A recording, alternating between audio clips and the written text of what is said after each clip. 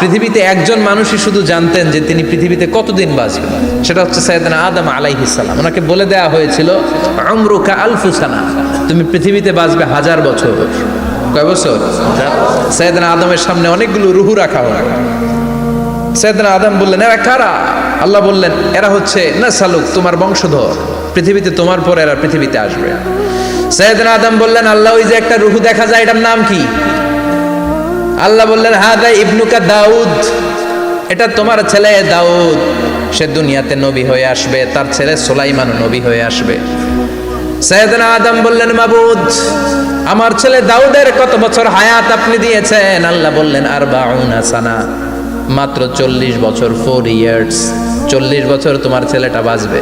ও আল্লাহ, আমি বাঁচবো কয় বছর? তুমি বাঁচবা 1000 বছর। সুবহানাল্লাহ। সাইয়েদনা আদম বললেন, মাবুদ, এত ফুটফুটে সুন্দর আমার ছেলে দাউদ, মাত্র 40 বছর দিলেন কেন? জিদ মিন উমরিহি, বাড়ায়া দেন। কি করেন? সুপারিশ করতেছে পোলার লাইগা কে? বাবা। আল্লাহ আপনি বাড়ায়া দেন। আল্লাহকে বাড়ানো যাবে না, লেখা হয়ে গেছে। রুফিআতিল আকলাম ওয়া জাফফাতিস সুহুফ, কলম তুলে নেওয়া হয়েছে আর কালি শুকায় গেছে, আর কিছু করা যাবে?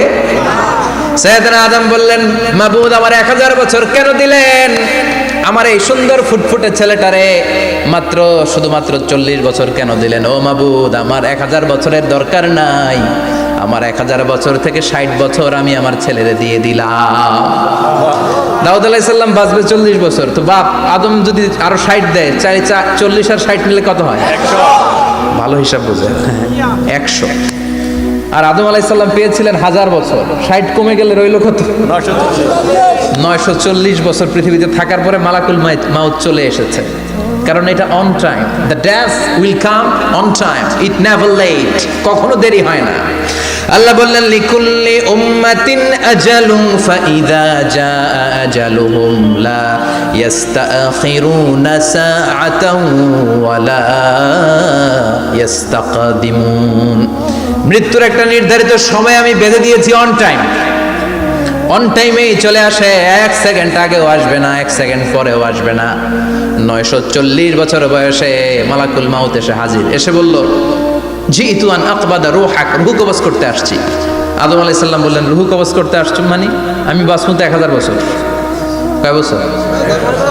মালাকুল মাউত বললেন, না না, ওই যে আগের কথা স্মরণ করেন, আপনি 60 বছর দিয়া দিছিলেন। কয় না, আমি দেই নাই, আমি আরো বাঁচুম, আরো 60 বছর পাওনা আছি, আমি দেই নাই। মালাকুল মাউত বললেন, আপনি দিয়েছেন? আদম বলে, দেই নাই।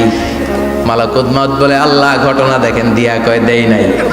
আল্লাহ কয়, থাক, কথা কইস না, আয়া পড়। সুবহানাল্লাহ পড়ো।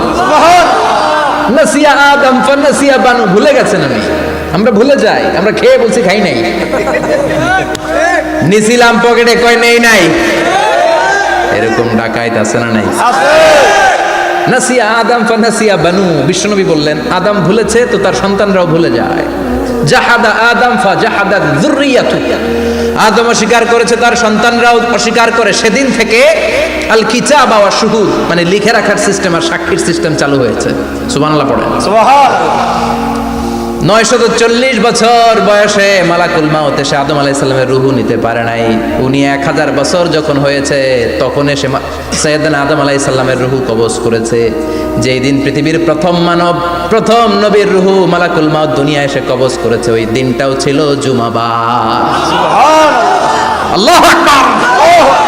আবার বিশ্বনবী বললেন, লা তাকুমুস সাআহ ইল্লা ফি ইয়াউমিল জুমআহ ইযা যুলজিলাতিল আরদু জিলজালাহা ওয়া আখরাজাতিল আরদু আসকালাহা ইযা রুজ্জাতিল আরদু রাজ্জান ওয়া বুসাতিল জিবালু বাসসা। কিয়ামতের দিন পৃথিবীটাকে একটা প্রকম্পন দিয়ে কাঁপিয়ে দিবে কে?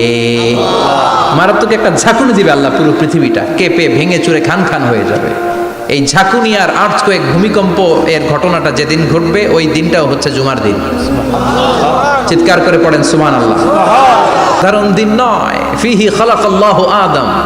কালকের এই দিনটায়, এই জুমার দিনে আল্লাহ তাআলা সাইয়েদনা আদম আলাইহিস সালামকে তৈরি করেছে। সুবহানাল্লাহ। বিশ্বনবী বলেন লাম্মা খালাকাল্লাহু আদামা ওয়া কানা তুলুহু 60 যিরাআন, আল্লাহ তাআলা যখন আদম আলাইহিস সালামকে তৈরি করলেন 60 হাত লম্বা করে তৈরি করলেন। সুবহানাল্লাহ। আর আমরাও যারা জান্নাতে ঢুকবো আমাদের আকৃতি থাকবে 60 হাত লম্বা। মজা করে সুবহানাল্লাহ পড়তে পারলেন না? আল্লাহ সাইয়েদনা আদমকে তৈরি করলেন এই জুমার দিনে। আবার সাইয়েদনা আদম আলাইহিস সালামকে পৃথিবীর বুকে তিনি পাঠিয়ে দিয়েছিলেন এই জুমার দিনে। সুবহানাল্লাহ। কুল নাহবিতু মিনহা জামিআ, ও Adam go down with your wife, তোমার স্ত্রী হাওয়াকে নিয়ে পৃথিবীতে নামো। সাইয়েদনা আদম আলাইহিস সালামকে আল্লাহ তাআলা পাঠিয়েছিলেন শ্রীলঙ্কার একটা পাহাড়ে, অ্যাডামস পিক। ওখানে ঐতিহাসিকভাবে প্রমাণিত, এটা হাদিসে নেই, কুতুবুত তারিখে এসেছে। শ্রীলঙ্কা একটা পাহাড় আছে, কলম্বো থেকে অনেক দূর। ওই পাহাড়ের চূড়ায় সাইয়েদনা আদম আলাইহিস সালামের ফুটপ্রিন্ট আছে। ফুটপ্রিন্ট মানে পায়ের ছাপ। সুবহানাল্লাহ পড়ো। সুবহানাল্লাহ। এটারে বলে ফিঙ্গারপ্রিন্ট। এটারে কি বলে? পায়ের গুলারে একজনের আঙ্গুলের ছাপের সাথে একজনের আঙ্গুলের ছাপের মিল নাই। শুধু তাই না, আমার এই আঙ্গুলের সাথে এই আঙ্গুলের ছাপের কোনো মিল নাই। আয়াহসাবুল ইনসানু আল্লান নাজমা ইযামা বালা কাদিরিনা আলা আন নুসাউবিয়া বানানা। আল্লাহ বলেন, গোলাম তুমি মনে করেছো তোমার হাড্ডি গুড্ডি পচে যাবে, তোমাকে আমি একত্রিত করে আবার বানাতে পারবো না? বানানো তো অনেক দূরের কথা, আমি তো তোমার আঙ্গুলের ছাপগুলো সংরক্ষণ করে রেখেছি। চিল্লায় পড়েন আল্লাহু আকবার। 1880 সালে স্যার ফ্রান্সিস গাল্টন নামে একজন বিজ্ঞানী, তিনি আবিষ্কার করেছেন যে আমাদের আঙ্গুলের ছাপগুলো আলাদা, ফিঙ্গারপ্রিন্ট আলাদা। এই 10টা আঙ্গুলের একটার সাথে আরেকটার কোনো মিল নাই। এই পৃথিবীতে যদি 600 কোটি মানুষ হয় তাহলে 6000 কোটি আঙ্গুল, একটা আঙ্গুলের সাথে আরেকটা আঙ্গুলের ছাপের মিল আছে? যারা সিগনেচার দিতে পারে না এরা কি দেয়? টিপসই দেয়। সুবহানাল্লাহ। সুবহানাল্লাহ। কি ম্যাজিক আল্লাহ আঙ্গুলে রেখে দিয়েছে, একটা আঙ্গুলের ছাপের সাথে আরেকটা আঙ্গুলের ছাপের মিল নাই। এখন এই বায়োমেট্রিক অথেন্টিকেশনের জন্য অনেক জায়গা দিতে হয়। ইমিগ্রেশন পাস করবেন, গিভ ইউর ফিঙ্গারপ্রিন্ট। ভিসা করবেন, Schengen visa, European visa, provide your fingerprint first. Canadian এম্বাসিতে গিয়েছিলাম, সব আঙ্গুলের আলাদা আলাদা ফিঙ্গারপ্রিন্ট রেখেছে। এখন এটা অথেন্টিকেশনের জন্য সিকিউরিটি পারপাস খুব গুরুত্বপূর্ণ। কিন্তু 1500 বছর আগে, 1880 মানে কি 200 বছরও তো না, 200 বছর আগে বিজ্ঞানীরা আবিষ্কার করলো। 1500 বছর আগে সূরাতুল কিয়ামার ভিতরে ফিঙ্গারপ্রিন্টের কথা বলেছে কে? আল্লাহ। আর পায়েরটার বলে ফুটপ্রিন্ট। এটা প্রাণীদের ক্ষেত্রে প্রযোজ্য, কারণ প্রাণীদের আঙ্গুল নাই, আছে? ওদের আছে পা। বাঘের কয় পা? কথা কয় না, 4 পা। বাঘের হাত কয়টা? হাত নাই, ওদের পা। ফলে ওদের ফুটপ্রিন্ট লাগে। সুন্দরবনে কয়টা বাঘ আছে এটার একটা হিসাব আছে। কি করে বলে, কেমন করে হিসাব করে? বাঘের কাছে যে গুনে, চেহারা তো একরকম, একটারে 3 বার গুনবে। কথা কন, কিভাবে গনে তাহলে? বাঘশুমারি হয় কিভাবে? ফুটপ্রিন্ট, পায়ের ছাপ। একটা বাঘের পায়ের ছাপের সাথে আরেকটা বাঘের পায়ের ছাপের কোনো মিল নাই। আবার কাবা ঘরের পাশে একটা ছোট্ট জায়গা আছে, এই জায়গার মধ্যে রব্বুল আলামিন সব নবীদের পিতা সাইয়েদনা ইব্রাহিম আলাইহিস সালামের ফুটপ্রিন্ট রেখে দিয়েছেন। ওয়াত্তাখিযু মিম মাকামি ইব্রাহিম মুসাল্লা, সাইয়েদনা ইব্রাহিমের দাঁড়ানোর জায়গায় তোমরা নামাজের জায়গা করে নাও। আল্লাহু আকবার। সাইয়েদনা ইব্রাহিম আলাইহিস সালামের পায়ের ছাপ আছে কিন্তু মাকাম ইব্রাহিম। আর সাইয়েদনা আদম আলাইহিস সালামের পায়ের ছাপ আছে অ্যাডামস পিকে, শ্রীলঙ্কার ওই পাহাড়ে। তো যেদিন আদম আলাইহিস সালামকে আল্লাহ ওখানে পাঠিয়ে দিয়েছিলেন, ওই দিনটা ছিল জুমার দিন। সুবহানাল্লাহ নাই? সুবহানাল্লাহ বাড়িতে যায় বলেন, চিল্লায় পড়েন আল্লাহু আকবার। এরপরে সাইয়েদনা আদমকে পাঠানো হলো শ্রীলঙ্কায়, সাইয়্যিদাতুনা হাওয়া আলাইহিস সালামকে পাঠিয়ে দেয়া হলো সৌদি আরবের জেদ্দা শহরে। আরবিতে জেদ্দা বা জাদ্দা মানে দাদি। জেদ্দাতুন বা জাদ্দাতুন মানে কি? দাদি। হাওয়া আলাইহিস সালাম আমাদের সবার দাদি, ঠিক কিনা? ওনার নামে এই শহরের নাম। বছরের পর বছর সাইয়েদনা আদম আলাইহিস সালাম এবং হাওয়া আলাইহিস সালাম আল্লাহর কাছে ক্ষমা চাইলেন, আল্লাহ ভুল করে নিষিদ্ধ গাছের ফল খেয়েছি, তুমি মাফ করে দাও। আল্লাহ বললেন, আদম কয়েকটা কালিমা শিখিয়ে দেব, এই কালিমাগুলোর পরে আমার কাছে দোয়া করো, আমি কবুল করে নিব। আল্লাহু আকবার। আল্লাহ শিখিয়ে দিলেন আর বললেন আদম পড়া রাব্বানা যালামনা আনফুসানা ওয়া ইল্লাম তাগফির লানা ওয়া তারহামনা লানাকুনান্না মিনাল খাসিরিন। ও আল্লাহ, জুলুম করেছি নাফসের উপর, ভুল করেছি, অন্যায় করেছি, আপনি যদি ক্ষমা না করে দেন আমরা শেষ হয়ে যাব, আমরা হালাক হয়ে যাব, ক্ষতিগ্রস্তদের মধ্যে শামিল হয়ে যাব। ঠিক কি না?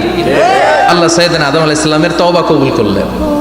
ওনার কাজ হচ্ছে তওবা কবুল করা, আমাদের কাজ গুনাহ করা, শয়তানের কাজ ওয়াসওয়াসা দেওয়া, আল্লাহর কাজ খালি মাফ করা।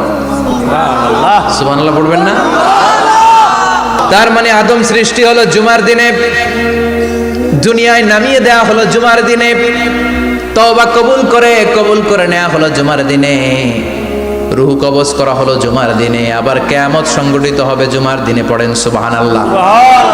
আবার বিশ্বনবী বললেন আর রমাদান ইলা রমাদান, এক রমজান থেকে আরেক রমজানের মাঝখানে যত গুনাহ হয় মাফ করে কে?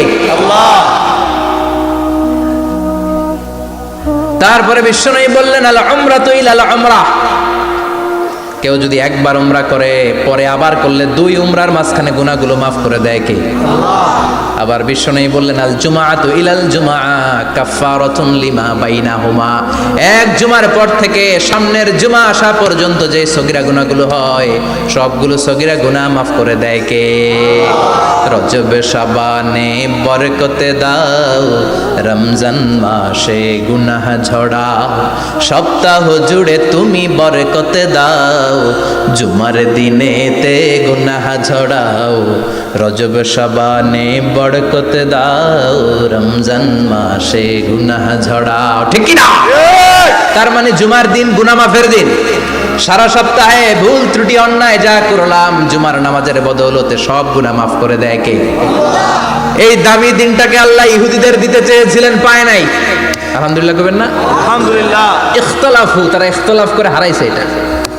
এই দামি দিনটা রব্বুল আলামিন নাসারাদেরকে দিতে চেয়েছিলেন, ফাখতালাফু, ওরাও ইখতিলাফ করে হারাইছে। এজন্য ইখতিলাফ ভালো জিনিস না খারাপ জিনিস? মারামারি ভালো জিনিস না খারাপ জিনিস? আর ঐক্য করা ভালো জিনিস না খারাপ জিনিস? ঐক্য করতে রাজি আছেন? ইহুদিদেরকে আল্লাহ দিতে চাইলেন, ইখতিলাফ করে হারাইছে, নাসারারাও হারাইছে।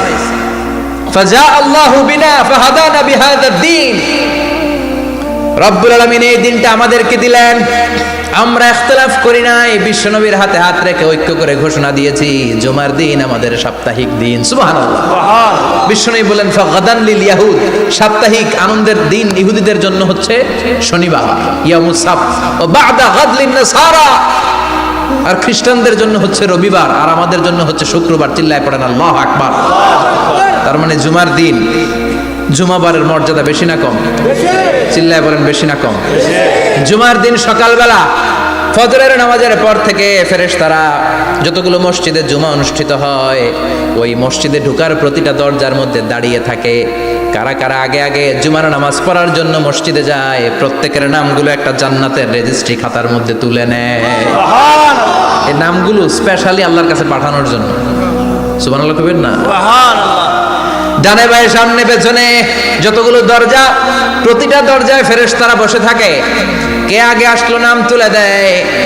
তুলতে তুলতে তুলতে তুলতে খতিব সাহেব যখন খুতবা দেওয়ার জন্য মিম্বারে যেয়ে বসে যায়, ফেরেশতারা তাদের খাতা বন্ধ করে তারাও খতিব সাহেবের সামনে জুমার খুতবা শোনার জন্য বসে যায়। পড়েন সুবহানাল্লাহ। প্রথম জুমার দিন জুমার মসজিদে যে ঢুকবে, বিশ্বনবী বললেন আল্লাহর রাস্তায় একটা উট কুরবানি দিলে যেই সওয়াব, এই সওয়াব আল্লাহ আমলনামায় দিয়ে দেয়। দ্বিতীয় পর্যায়ে যে ঢুকে, বিশ্বনবী বললেন বাকারা, গরু কুরবানির সওয়াব পায়।